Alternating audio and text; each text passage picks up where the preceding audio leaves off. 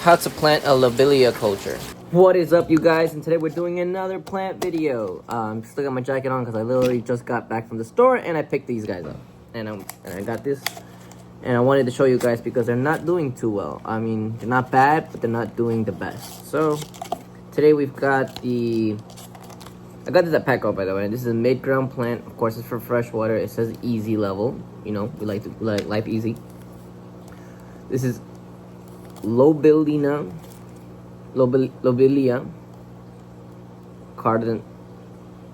cardinalis. Don't smell bad. Doesn't smell rotten or anything. There are a little bit of these brown leaves. You can see a little bit. But I'm actually opening it. Not the fact that I'm gonna plant it right at this very moment. I'm gonna just take off some of this gel and let it rest in some water. So when I come back, I could show you guys the planting video of this. But again, we like to get rid of this gel because there's a certain amount of nutrients that they put inside of it for it to last. But after they run out, this is just doing nothing, to be honest. So we want to start putting it in water. We're going to rinse this out and then leave this in this container. And then we're going to wait till we come back, basically. Anyway, stay tuned. So we've got it placed in here. I've rinsed off as much gel as I can. As you see, this is what they look like this is what the gel looks like in the water. If I can point it out to you guys, it'd be nice right there. But yeah, we're gonna let this rest in here. I'm gonna come back and yeah, we're gonna set this up. This is tank water, by the way, so that's fine. And this plant is a funny name. It's a lobelia cardinalis. So I'm just using sand, and I've got these containers here. These are just simply regular aquarium sand that I had from an old tank. Again, nothing crazy, it's just coarse. And these cups are the ones that they use at Chipotle. I used to work for them a long time ago, and I got these containers in bulk one time because I asked where they got it from. And yeah, they're the ones that you could take like a sauce home or something like that. You had a side, I think it's about 4 ounces of liquid fits in here. So yeah, anywho, we've got 5 here. We've got our plants as well, and let's plant these bad boys. So what I'm actually gonna do is have a little bit of aquarium water, and I guess it doesn't have to be aquarium specifically water, but just adding a little bit of water to get this basically just wet. Stir it up, getting it easier to basically kind of like a Play-Doh kind of a thing. See, like this type of texture you want. But this is pretty good too, so that's fine. Kind of like when you're building a sand castle in the sand at the beach. Kind of the same type of material you want, so it's easy to manipulate or use. See, like that's a little bit too much water.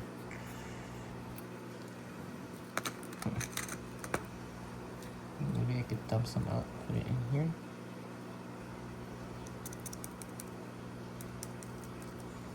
Yeah, there we go.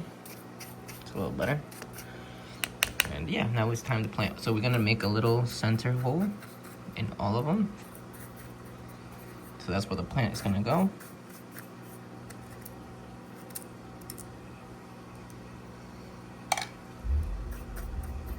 Don't need anything to get in the way.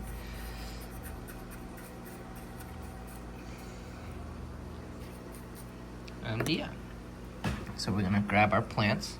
Let's grab a napkin so we can get a nice little viewing.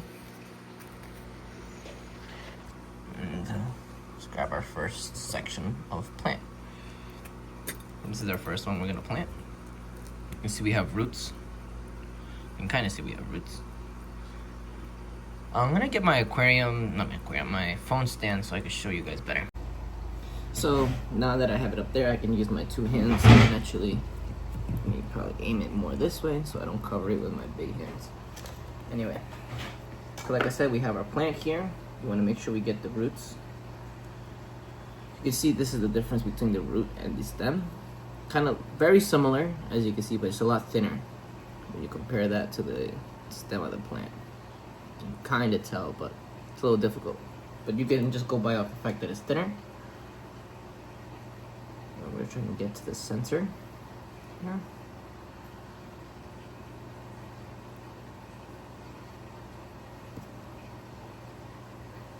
That looks like the middle. And again, we're gonna go drop it off in the middle nicely, and then we're gonna basically just fill it up, fill it in the hole that we made.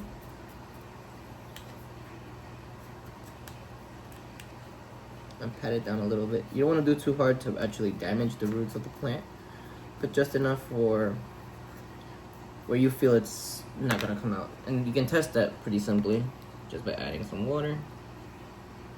See what happened. It didn't even move, so we're good. That's done. Next one, probably could go a little deeper, to be honest. Okay. We're gonna do the bigger plants first, and then we can work on these little ones. We're gonna get rid of the bigger chunks of the plants. So this is the next big one. Again, I think this one's a little more noticeable. Root versus stem. Let me see if I can basically bend it to see the difference. There we go. It's root versus stem. Okay, I took it off anyway. But yeah, that's basically all I'm looking at. And this already broke off into two, but we're gonna still plant these two in the same box. So we're gonna push this one off to the corner a little bit, bury it just a tad bit. Actually, completely bury that one, and then open up on this side and bury this one in there. It's okay to cover up some of the leaves on the bottom. A lot of these leaves are already gonna mold back anyway, so. And if it secures the plant down, that's more important.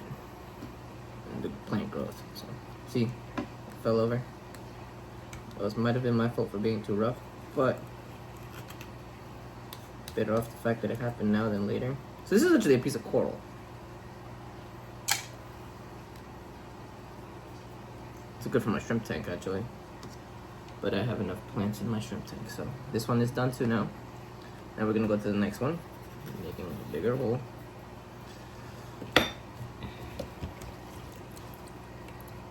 Make sure we're only grabbing one at a time, otherwise, there we go. Oh, see, this look like one at a time, but okay. So we're gonna grab our center.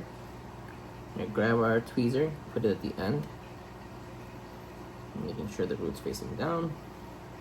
Try to put as many roots as you can under, and then you just start to fill it up again. Again, I like the cup method for one reason, mainly. I don't have to have substrate in all my tanks. Most of my tanks are bare bottom except for my display tanks. And even one of my display tanks for the stingrays are bare bottom. So it just makes everything easier for maintenance. I don't have to gravel back or anything like that. So this cup method works. And I've realized if I put less than half of this, rarely any sand ever comes out. So that's fine. Let's make this hole a little bigger. Put this one in there. Actually, you know what? Let's cover up this hole. And let's make two smaller holes. That way we can plant two of these in here. So we grab our plant, grab it, go in the hole.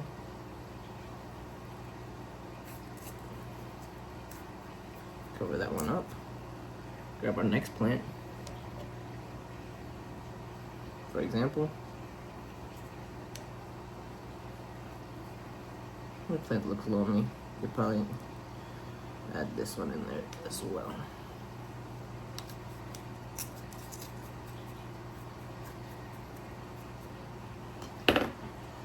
And then add a little bit of water, nice and slowly. And that one's done now. Last but not least, we have our last pot with sand. So this is what I have left from 5 pots.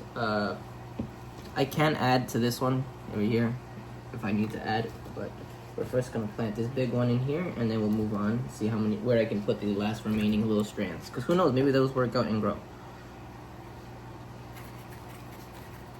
Again, make a hole as big as possible. This has a lot of roots. And you want the roots to be pretty loose so they don't, so they grow faster and they grab on. You could also probably use gravel. I just have sand right now, and that's what I'm gonna use since that's what I have. Again, add a little bit of water. And finito. So the other ones I'm gonna scrape around and see where I can put in here.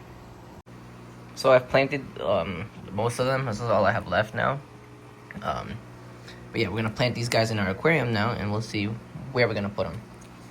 The whole point of having to figure out where I want to put them is basically so I can remember the name of the plant, you know. But yeah, let's plant them. So we have our plants right there. We're gonna actually be placing them in this tank. I still don't know how I'm gonna place them, but I think we're gonna place them in here. So I'm gonna probably move over these caves to here. Move forward these plants in the front because they're being covered by this moss. Now that I realize that the leaves are dying, this is probably covered too much with the moss.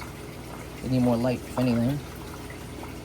I mean, it's still sprouting others, but I didn't want these to die off.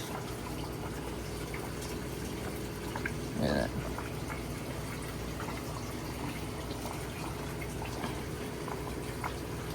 Just gonna pick up all this extra junk that fell off. Nice and carefully.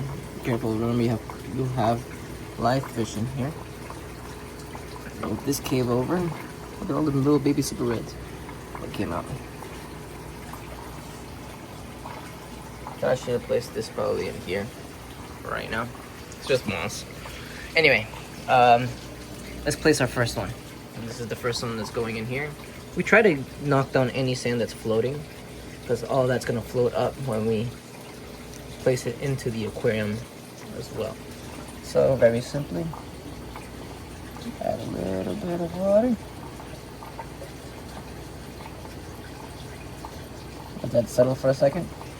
Oh, I didn't even show you guys what I was doing. Let this settle for a little bit. I'll re-show you guys what it makes. Anyway, that one's gonna go right there.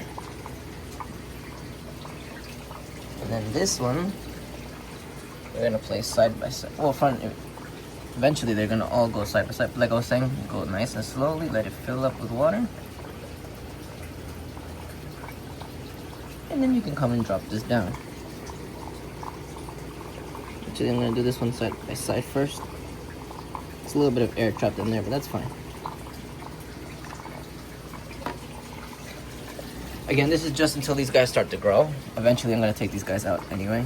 I have a tank downstairs that's a 40-gallon breeder that I want to completely convert to just plants. But I know these tanks I have here are pretty well stocked and should provide more than enough nutrition to sustain these plants. So again, it's nice and slow.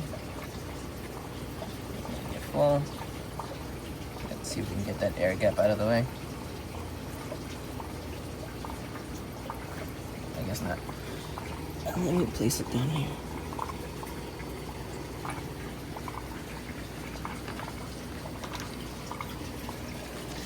And then we have our last one.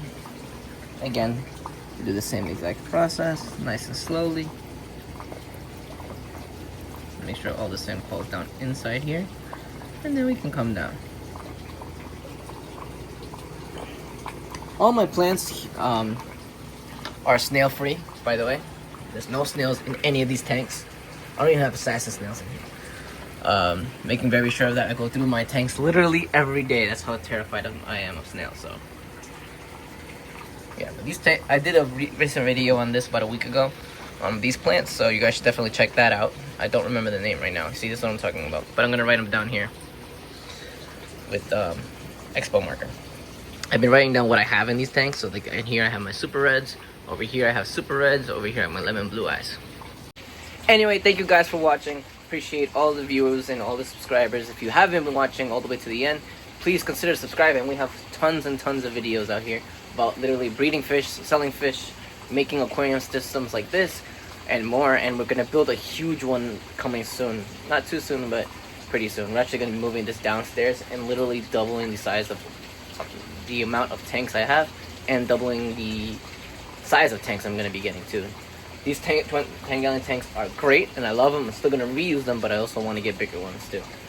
Anyway, thank you guys for watching. Don't forget to like, comment, and subscribe.